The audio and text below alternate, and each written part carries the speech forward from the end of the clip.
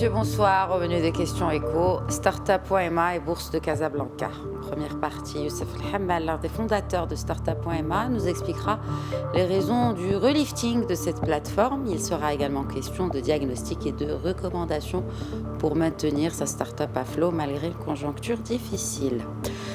Ensuite, en seconde partie, direction la Bourse de Casablanca en compagnie du directeur de rédaction de boursenews.ma, Adil Halimi, sera avec nous pour faire le point sur la situation peu avant la saison des résultats trimestriels des sociétés cotées. Alors, comment s'annonce la tendance? Est-ce qu'elle reflète la situation économique ou est-elle décalée par rapport à la réalité comme sous d'autres cieux? Il sera aussi question de liquidité des valeurs et de démocratisation de la place casablancaise. Bienvenue à toutes et à tous.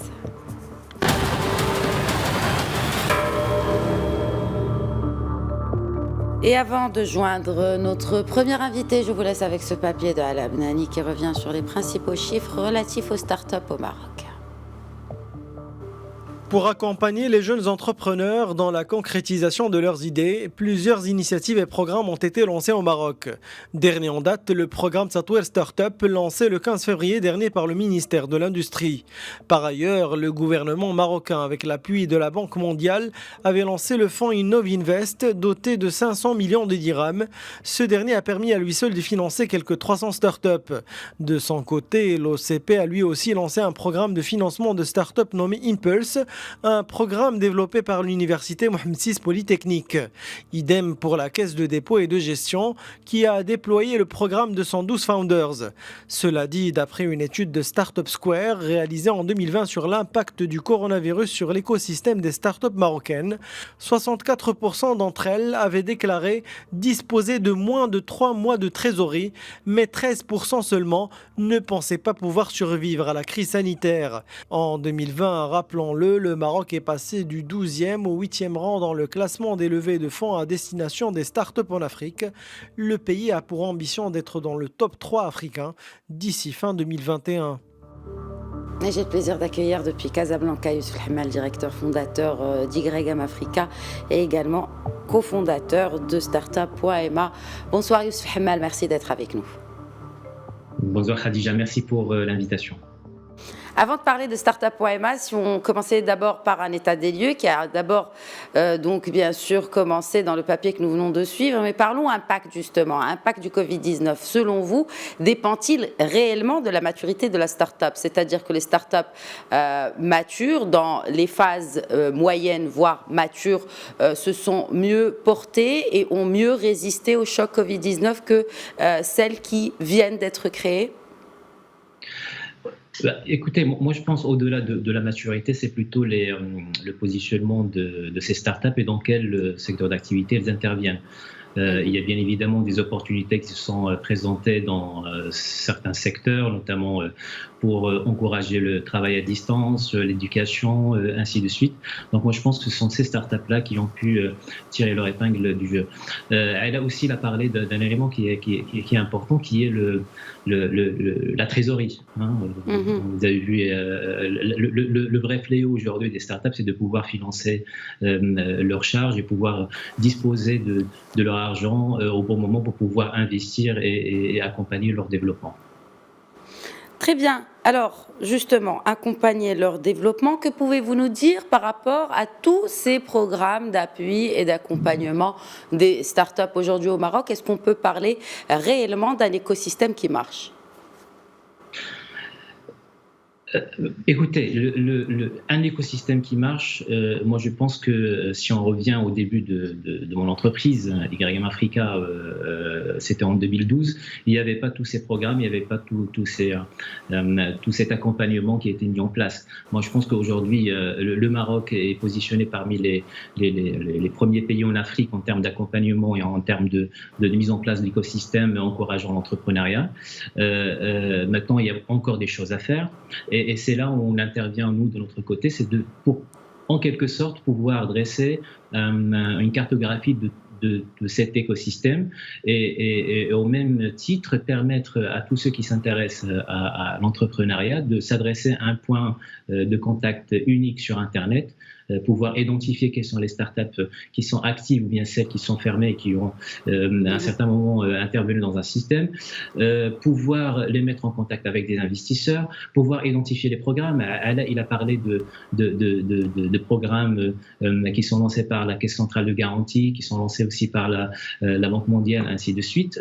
Aujourd'hui, tous ces programmes-là, ils restent dans chaque organisme, c'est-à-dire ils sont éparpillés sur le net. Et nous, le but, c'est de pouvoir les référencer et pouvoir encourager encore une fois ces jeunes à ce qu'ils se lancent dans l'entrepreneuriat. Très bien.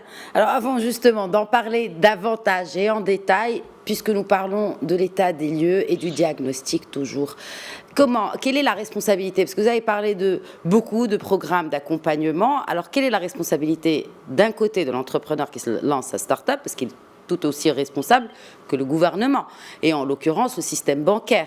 Alors si on pouvait peut-être parler de solutions aujourd'hui, compte tenu de la conjoncture actuelle, par rapport à ces startups, avec toutes les parties prenantes. Écoutez, moi j'ai envie de dire que aujourd'hui l'écosystème startup bénéficie d'un accompagnement qui est assez large. Lorsqu'on parle de financement aujourd'hui, je prends juste le cas de la CCC, la Caisse centrale de garantie.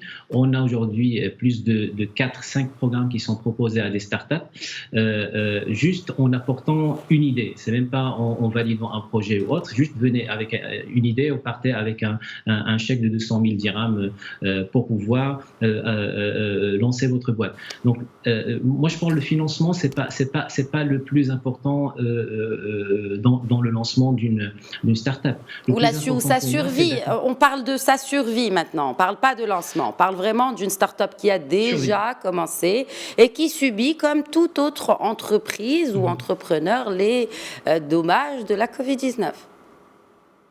La survie, il passe tout simplement par l'encaissement. Moi, je leur dis, je le répète, c'est ce que vous avez dans votre compte bancaire qui va vous permettre demain de survivre, payer les salaires et continuer à développer. Et c'est ça la vraie problématique aujourd'hui du monde de start-up. Comment est-ce que je vais pouvoir me développer en tant que start-up, recruter les meilleurs, développer mes outils et lancer de nouvelles versions, et surtout le faire avec ma trésorerie. Aujourd'hui, on l'a compris, avec le Covid, ça va encore être plus difficile de pouvoir aller de l'avant.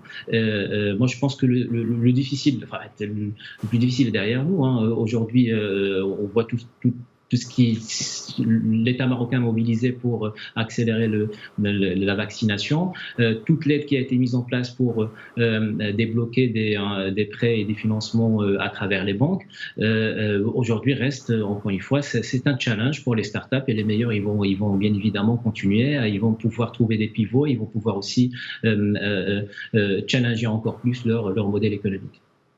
Et justement, vous êtes là pour les aider à faire cela. Donc, parlez-nous davantage de cette nouvelle formule, j'ai envie de dire, de Startup.ma, donc d'accompagnement aussi des jeunes start-upers. Alors, en allant sur la plateforme, on a pu voir qu'il y a bien sûr une mise en valeur des jeunes start-upers, notamment ceux qui réussissent, mais pas seulement. Il y a aussi un découpage sectoriel. Donc, pouvez-vous nous parler davantage de cette nouvelle version ? Alors, c'est une deuxième version. La première, c'était pour nous un moyen de voir et de sonder l'intérêt du marché et de voir qu'est-ce qu'on pourrait nous apporter, parce que nous, on reste encore une fois une start-up. Et c'est dans cette deuxième version, on est parti du principe que les start-up n'avaient pas forcément accès à des investisseurs au-delà des programmes qui sont connus de tout le monde.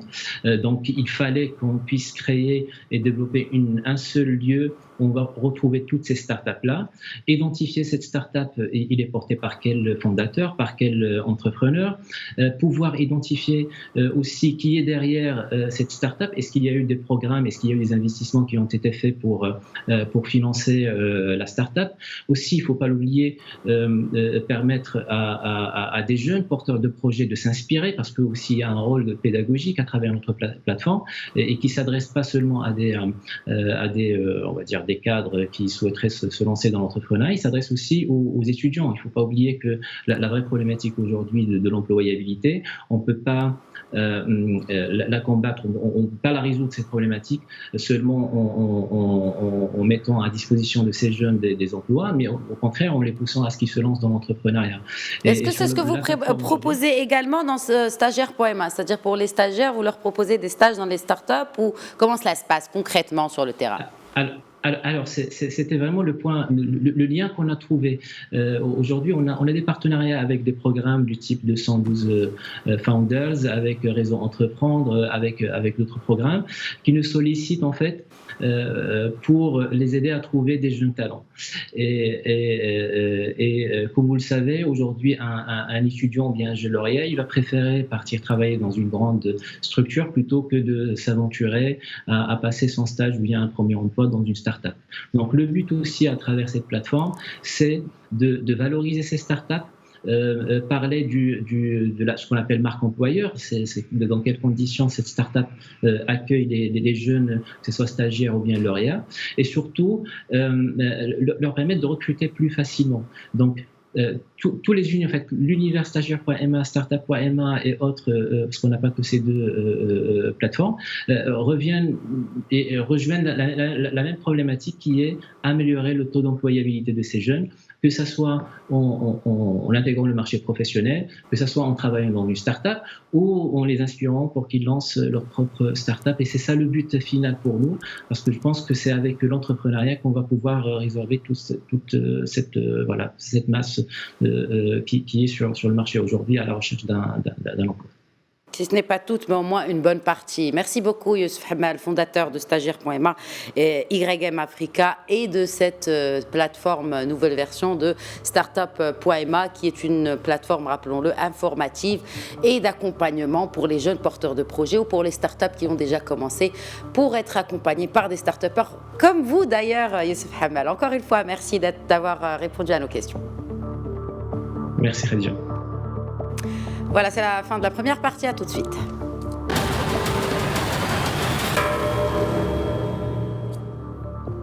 Dans le papier que vous allez suivre, Aleb Nani plante le décor en rappelant les dernières performances à la bourse de Casablanca. La semaine dernière, la bourse de Casablanca a clôturé dans le vert. Son indice principal, le Mazi, a pris 0,77%. Pour sa part, le Morocco Stock Index 20, composé des 20 entreprises les plus liquides, a avancé également de 0,77%.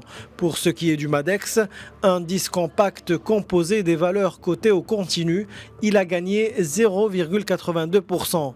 Ainsi, les performances year-to-date de ces trois baromètres se trouvent respectivement placés à plus 3,38%, plus 2,88% et plus 3,22%. Cela dit, les signaux ne sont pas tous positifs à la bourse de Casablanca. Nexans Maroc, leader dans le secteur du matériel électrique et faisant partie du MSI 20, a exprimé récemment son souhait d'être radié de la bourse de Casablanca. D'ailleurs, sa cotation est suspendue depuis le 24 mars dernier. Raison principale, l'illiquidité, c'est-à-dire que ces actifs ne peuvent pas être facilement échangés contre de l'argent.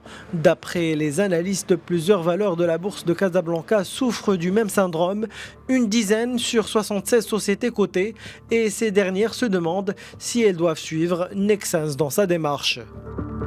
Et j'ai à présent le plaisir d'accueillir depuis Casablanca mon confrère Adil Halimi, directeur de rédaction boursenews.ma. Bonsoir Adil Halimi, merci à vous d'être avec nous. Bonsoir Khadija.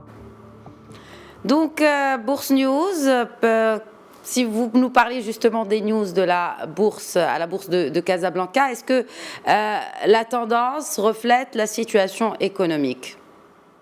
Écoutez, oui, globalement, la tendance reflète la situation économique. On est même sur le marché boursier un peu en avance sur la situation économique parce que les investisseurs en bourse vont plutôt anticiper plutôt que réagir à l'évolution de la situation. Un chiffre pour savoir un peu où est-ce qu'on en est. En 2020, les entreprises cotées à la bourse de Casablanca ont vu leurs bénéfices baisser d'à peu près 35%. C'est un chiffre assez élevé. Alors, c'est un chiffre qui est aussi impacté par les dons réalisés par les entreprises au fonds de lutte contre la Covid-19. Si on neutralise l'effet de cette contribution, on est sur une baisse d'à peu près 20% des bénéfices en 2020. Donc vous le voyez, c'est un peu dans l'esprit de la situation économique du Maroc. Mais ça n'a pas vraiment changé puisque la bourse de Casablanca n'a pas vraiment non plus reflété l'état de l'économie marocaine il y a quelques années. Cela dit, les performances restent disparates par rapport aux résultats des sociétés cotées. Si on en parlait avec vous, Adil Halimi, notamment par rapport aux grosses capitalisations, dont pour une fois, eh bien, elles sont également, elles ne sont pas sur la même longueur d'onde côté résultats annuels, en l'occurrence pour 2020. Avec Exactement, bien sûr, c'était prévisible parce que les télécoms, c'était prévisible qu'elles se démarquent et qu'elles tirent leur épingle du jeu. Exactement, vous avez raison sur les grandes capitalisations parce que lorsqu'on regarde un peu les secteurs qui se sont un peu démarqués positivement ou négativement en 2020, vous avez ceux qui ont bien tiré leur épingle du jeu, ceux qui ont résisté, ceux qui ont pu capter de la croissance malgré les conditions difficiles dans lesquelles était l'économie marocaine, au-delà des chiffres. Et puis vous avez ceux qui ont un peu souffert, qui étaient en ligne de mire, qui ont été impactés par la fermeture de l'économie et le confinement. Alors, dans ces secteurs-là, les plus impactés, vous avez le secteur bancaire. Vous parliez de grosse capitalisation, le secteur bancaire est le secteur le plus représenté à la bourse de Casablanca actuellement. Et c'est aussi celui qui a vu ses bénéfices baisser le plus en 2020. C'est un secteur qui est extrêmement exposé pour des raisons techniques liées au coût du risque. On pourrait y revenir. Mais c'est un secteur qui est très impacté. Vous avez aussi l'immobilier, parce que les chantiers se sont arrêtés, la production s'est arrêtée, les ventes ont repris très très timidement après la levée du confinement. Vous avez le BTP aussi qui a été impacté par l'arrêt des chantiers. Et puis, comme vous pouvez l'imaginer, le secteur du tourisme qui continue de subir jusqu'à présent les effets de la crise. Alors, un petit mot sur les secteurs qui ont bien tiré leur épingle du jeu. Vous avez le secteur minier tout d'abord, et sur lequel les investisseurs continuent d'espérer de la croissance cette année parce que les cours des matières premières progressent. Vous avez le secteur technologique, vous avez la grande distribution, et puis vous avez dans une moindre mesure les télécoms. Très bien.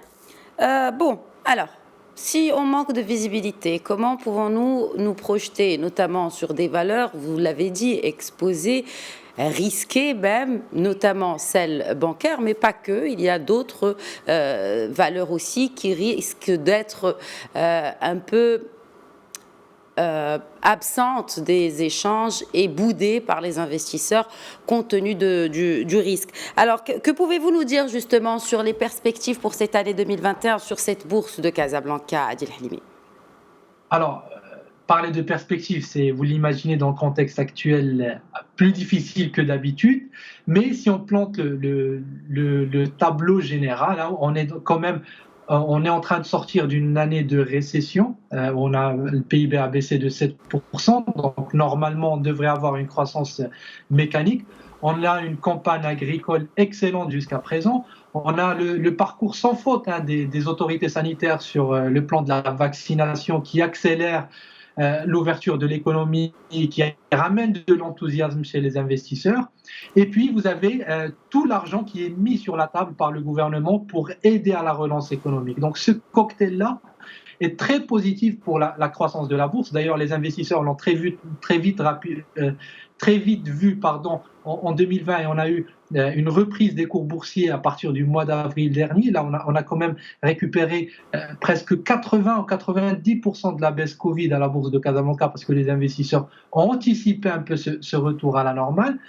Maintenant, quand on regarde les analystes financiers qui suivent les entreprises cotées et qui font des projections, eh bien, le consensus des bénéfices pour cette année 2020 est de plus 14 ou plus 18% pour les entreprises cotées.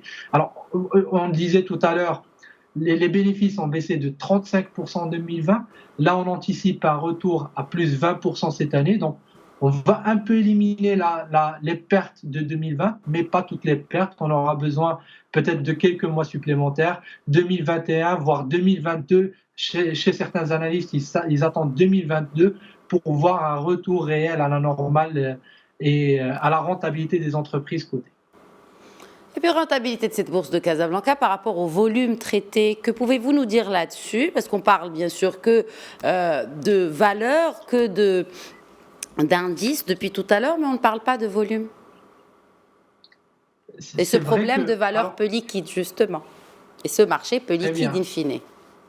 C'est vrai que c'est la question un peu du moment qui revient sur le devant de la scène. Vous en parliez tout à l'heure dans le reportage avec ce retrait annoncé de Nexans Maroc. La liquidité actuellement, elle pose un problème. Alors, quand on parle de liquidité, au fait, il faut savoir qu'il y a deux aspects. Vous avez ces petites entreprises qui sont du bon papier, qui ont de bons fondamentaux, mais elles sont petites. Et lorsque les investisseurs institutionnels se mettent à l'achat et gardent ces entreprises, ils assèchent leur flottant et donc on retrouve moins d'actions à la vente sur le marché et donc ces entreprises se retrouvent moins liquides. C'est par exemple le cas de Nexans Maroc qui a annoncé son retrait de la bourse de Casablanca récemment. C'est pas une entreprise qui traverse des difficultés, c'est une petite pépite industrielle au Maroc, ils ont un savoir-faire énorme, ils existent ici depuis très longtemps, il y a un management qui est de très bonne qualité, c'est une filiale d'un groupe international leader mondial, mais le problème c'est que l'entreprise marocaine est très petite et donc la liquidité est faible à cause de la taille de l'entreprise. Mais vous m'amenez sur le terrain de la liquidité, il y a un deuxième sujet qui est beaucoup plus grave sur la liquidité, ce sont les entreprises qui ne jouent pas le jeu de la communication financière. Ce sont les entreprises qui ne jouent pas le jeu de la communication avec les investisseurs. Elles s'en tiennent au minimum réglementaire, elles ne communiquent pas suffisamment.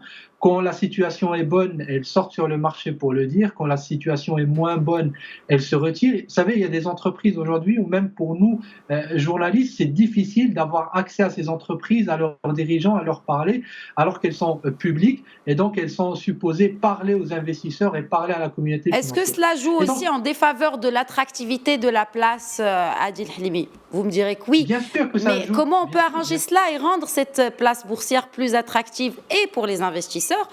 Alors, investisseur en tant que PME qui ouvre son capital en bourse, mais aussi en tant que petit porteur, vous, moi, tous les petits porteurs qui peuvent justement dynamiser cette place boursière, mais qui ont peur, parce que d'abord, elle n'est pas assez démocratisée, et puis il y a ce genre de pratiques-là qui n'instaurent pas la confiance, bien au contraire.